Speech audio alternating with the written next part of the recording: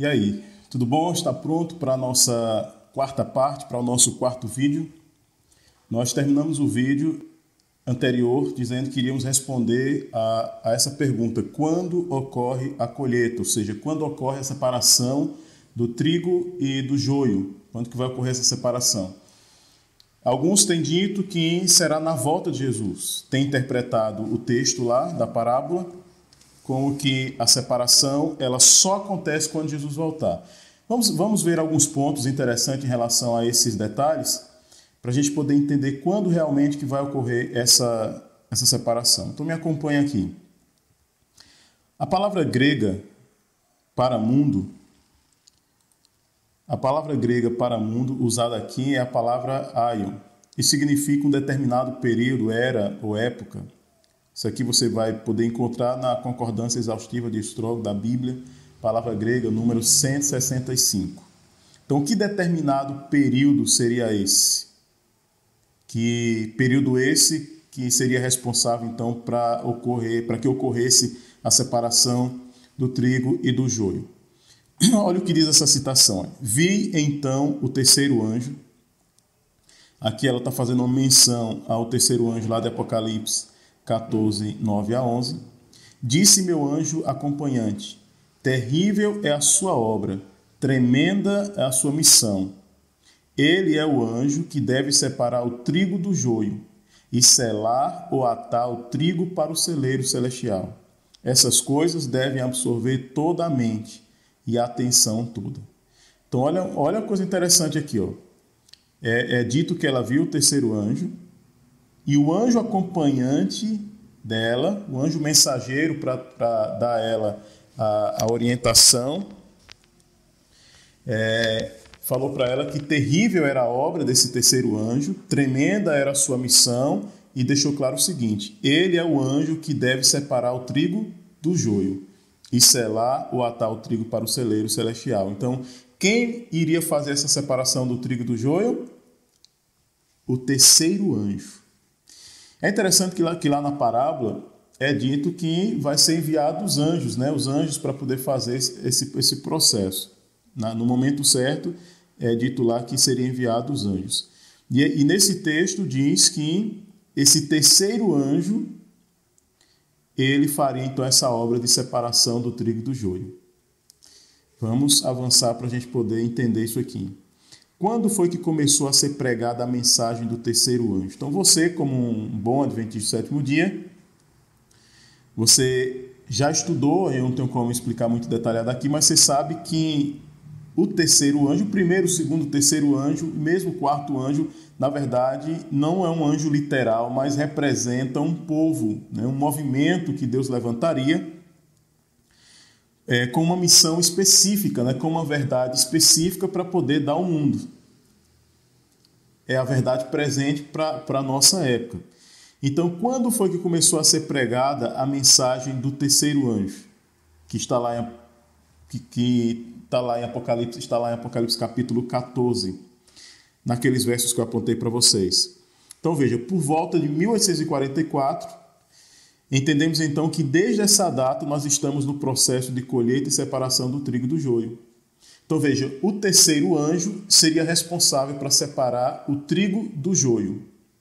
E a mensagem do terceiro anjo, que é a mensagem que, quando fosse pregada, iria provocar essa separação de trigo e joio, ela começou a ser dada em 1844. Agora veja, junto a essa mensagem de separação de trigo e joio, lembra que nós estamos dentro do contexto da sacudidura. E de lá para cá, de 1844 para cá, nós estamos dentro do juízo, né, investigativo, do juízo de Deus, aonde é dito que nomes estão sendo aceitos, nomes estão sendo rejeitados. Eu tenho um estudo aqui no canal sobre o juízo, você pode procurar aí, está dentro do santuário parte 1, parte 2, parte 3. Eu explico sobre a questão do santuário e ali você vai entender essa questão do juízo e vai entender isso que eu estou falando agora. Então, em 1844, começa o juízo investigativo e ali começa a separação do trigo e do joio. Aí você pode dizer, mas o trigo e o joio ainda não está dentro da igreja fisicamente? Sim. Lembra que em alguns vídeos anteriores eu mencionei para você que está ocorrendo uma separação, podemos dizer assim, em aspectos filosóficos, né, na questão de uma cosmovisão, como as pessoas estão enxergando, como elas estão se posicionando diante das situações. Então você tem um grupo de pessoas preocupado e se posicionando cada vez mais diante daquilo que é correto, diante daquilo que está de acordo com a vontade de Deus. E você tem aquelas pessoas que não estão nem aí para isso. Você está preocupado em ver esse vídeo, você está preocupado em aprender mais a vontade de Deus, em enriquecer o seu conhecimento espiritual para harmonizar a sua vida com a vontade de Deus. Mas existem pessoas no nosso meio, no meio cristão, que elas não estão nem aí para isso. São pessoas que têm a Bíblia. Elas têm a Bíblia como você tem a Bíblia, elas vão para a igreja como você vai para a igreja. Elas até cantam como você canta, ora como você ora, ela faz tudo o que você faz no aspecto da religião, mas elas são como Judas, como a gente viu no vídeo passado, no vídeo anterior. Elas não estão ali realmente, de verdade, conectados à videira que é Jesus. Elas não estão conectadas à videira, embora estejam no mesmo ambiente. E logo, logo, essa separação que parece às vezes não ser tão perceptível assim, logo, logo, ela vai ser clara o suficiente para nós percebermos isso.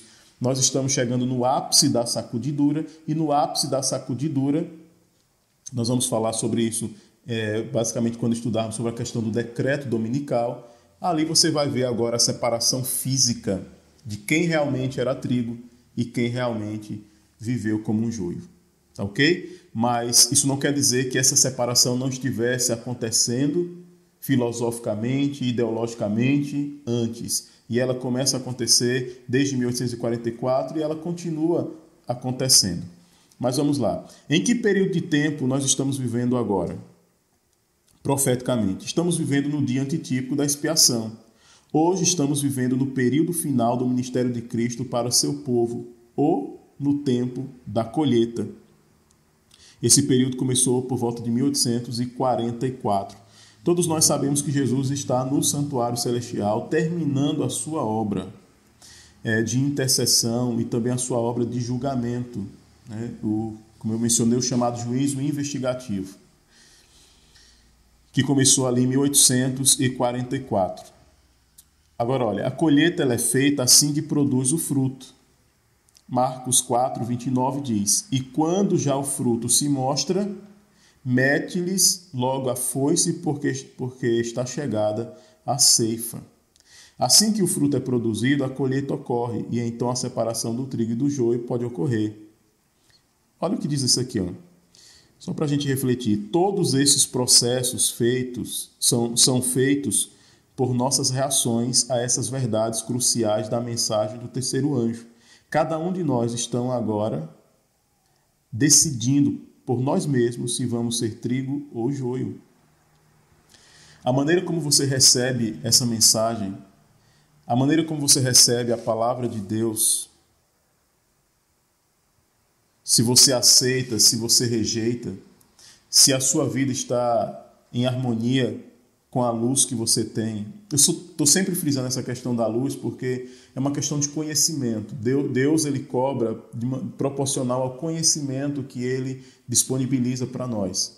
Então, uns conhecem mais, outros conhecem menos, e a quem muito é dado, muito é cobrado, segundo a palavra de Deus. Então, essa fidelidade que Deus espera de você, ela é proporcional à luz que ele disponibiliza para você. Veja, não é proporcional à luz que você tem, mas a que ele disponibilizou, porque você pode ter só 50% de conhecimento da vontade de Deus, mas Deus te disponibilizou 80%. A questão é que os 30% você rejeitou. Você não teve paciência para ouvir, você não quis aprender, e você só se dedicou a aprender 50%, mas diante de Deus você é responsável pelos 80% que ele disponibilizou para você. Só para você ter uma ideia, porque a ignorância voluntária, ela é pecado diante de Deus. Então, quando Deus te dá a oportunidade de aprender algo a respeito da vontade dele, não rejeite isso. Não rejeite. Mas, continuando, diz o seguinte: os homens estão se atando em molhos, prontos a serem consumidos no fogo dos últimos dias. Os que rejeitam a Cristo e sua justiça aceitarão o engano que está inundando o mundo. Então é uma questão de aceitação ou rejeição daquilo que Deus tem me dado. Se eu aceito aquilo que Deus tem me apresentado como vontade dele e minha vida está harmonizada com essa vontade do Senhor, naturalmente Deus está me transformando e eu sou um trigo e você é um trigo. Mas se nós rejeitamos, não tem outra alternativa. Nós somos identificados como joios e seremos atados e queimados. Deus está unindo o trigo para proclamar a mensagem da justiça de Cristo e terminar o trabalho. Satanás está unindo o joio para se opor a essa mensagem. Então isso é verdade. Enquanto uns estão preocupados em dar o recado como Deus mandou dar o recado, outros estão se opondo a essa mensagem. Qual tem sido a sua percepção aqui no canal? Quando você ouve esses vídeos, essas mensagens, esses textos que nós temos lido, qual tem sido a sua posição, a sua postura? Resistir? Recuar? Ou você tem abraçado essa mensagem? Comente aqui embaixo do vídeo, deixe o seu comentário aqui no vídeo. E também, se você faz parte do grupo do WhatsApp, que nós formamos um grupo, para estudar sobre as profecias, se você está no grupo do WhatsApp, deixe também lá no grupo do WhatsApp a sua resposta. Vou perguntar de novo, você está abraçando essa mensagem? Está entendendo que ela é importante para você? Ou você está recuando, rejeitando essa mensagem?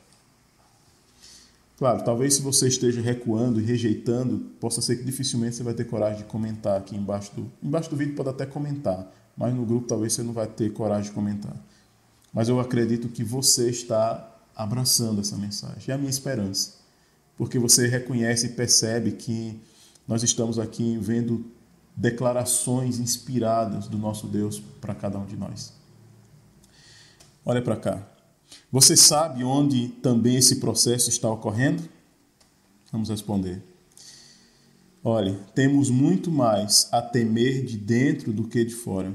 Os obstáculos à força e ao êxito são muito maiores da parte da própria igreja do que do mundo.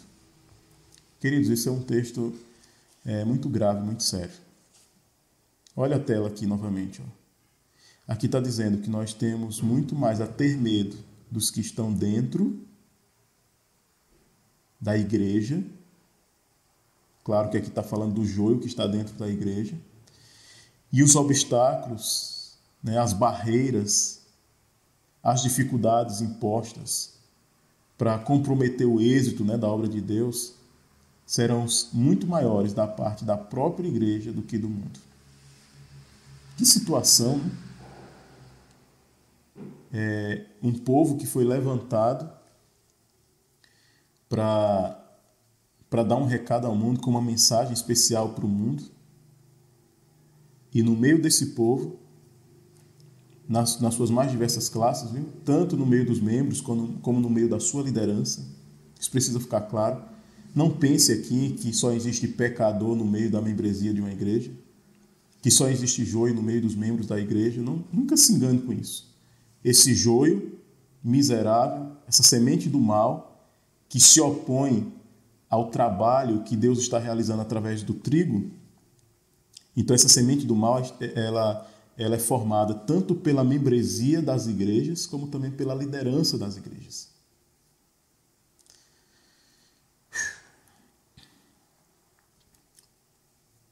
E talvez você já tenha sentido isso na pele, talvez você já tenha, de alguma forma, visto isso de forma muito clara diante de você, essa situação acontecendo. Olha aqui, podemos nós discernir os sinais dos tempos? Podemos ver quão diligentemente Satanás está atuando para atar o joio em molhos, unindo os elementos de seu reino para obter o controle do mundo? O esforço de atamento do joio está progredindo muito mais rapidamente do que imaginamos. Satanás está erguendo todo o obstáculo possível ao avanço da verdade. Ele está trabalhando, e trabalhando de forma muito ativa, de forma muito rápida, e de forma muito organizada, muito bem orquestrada.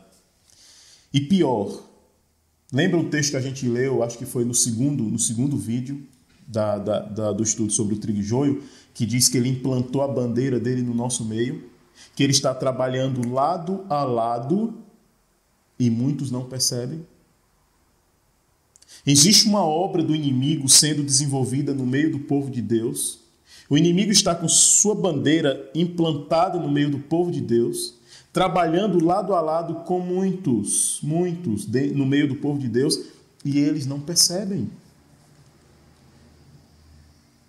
E dentre as estratégias que o inimigo pode usar, na minha opinião, essa é a mais perigosa, que é a camuflagem. É quando ele se camufla. Porque somente os cristãos vigilantes, atentos, vão conseguir perceber as suas manobras, os seus enganos. E eu acredito sim na possibilidade de que muitas pessoas possam estar sendo usadas por ele, possam estar fazendo o trabalho dele dentro da igreja e não estão se dando conta disso. E como é que eu sei se o meu trabalho não está sendo o trabalho do inimigo? Como é que você faz para saber se o seu trabalho não está sendo o trabalho do inimigo? É difícil saber? Não, não é difícil saber. Nós temos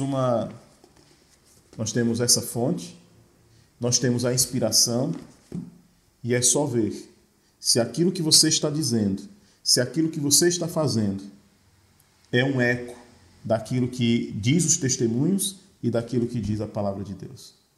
Se você apenas está retransmitindo aquilo que Deus mandou, então pode estar tranquilo com a sua obra.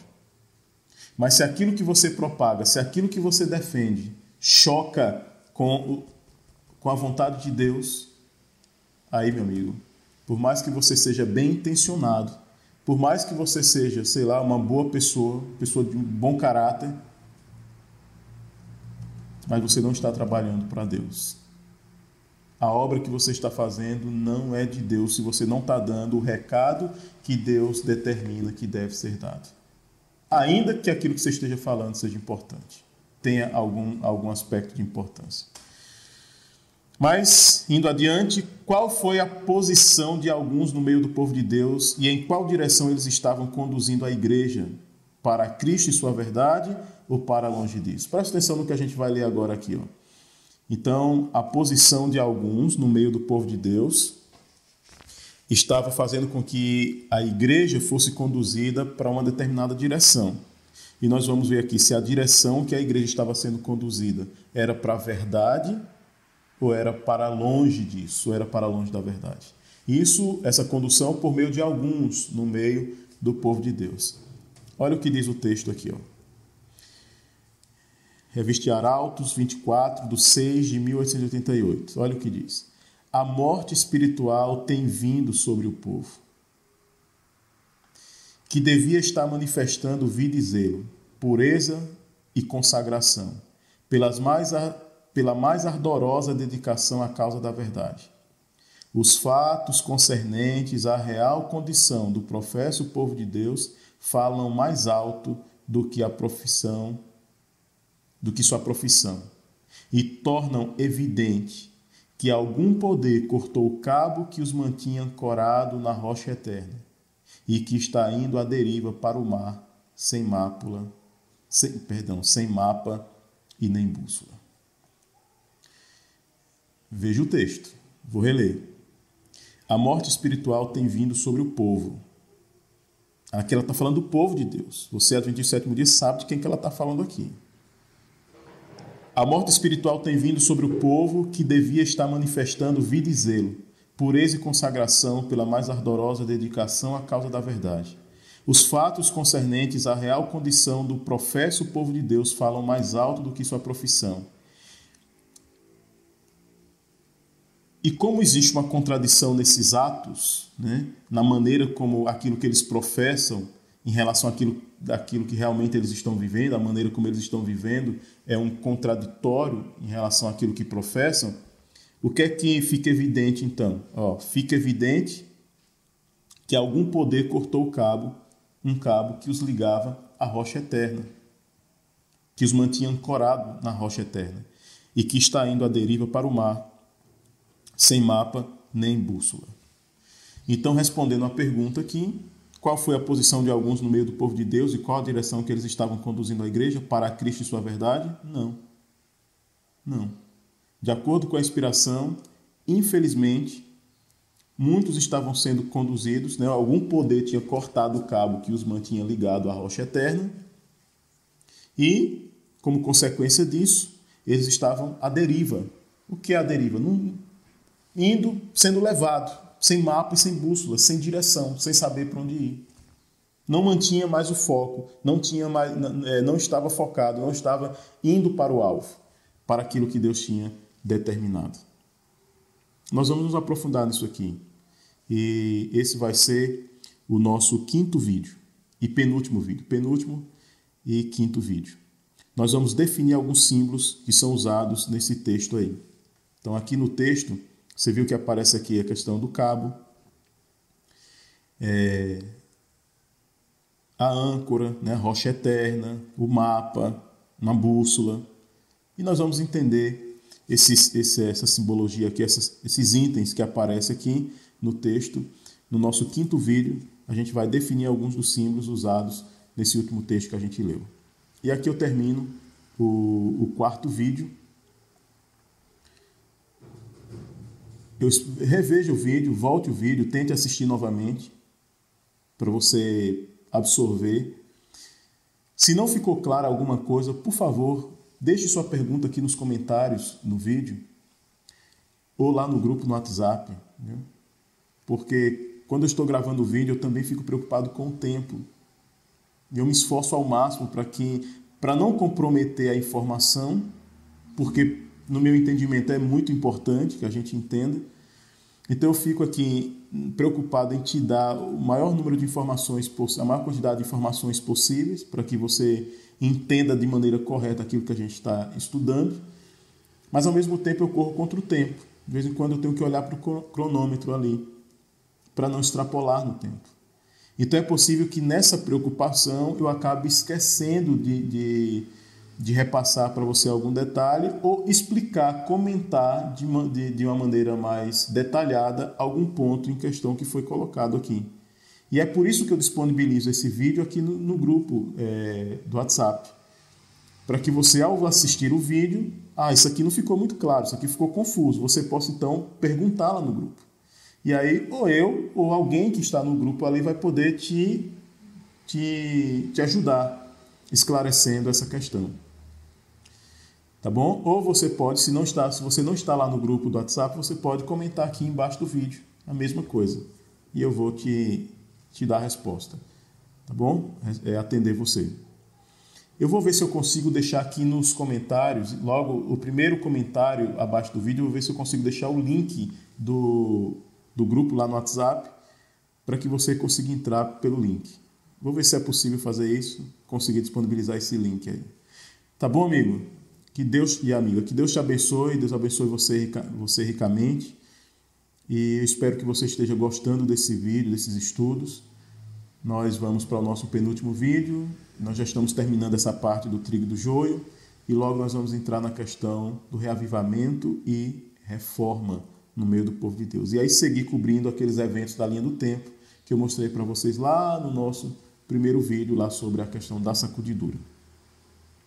Não seja preguiçoso, viu? E nem preguiçosa. Olha lá, estuda o vídeo, veja os vídeos, volte, pause, entendeu? Entenda bem. Reserve um tempo, talvez sua vida seja muito corrida, mas encontre um momento em que você consiga realmente participar de forma muito ativa na questão desses vídeos.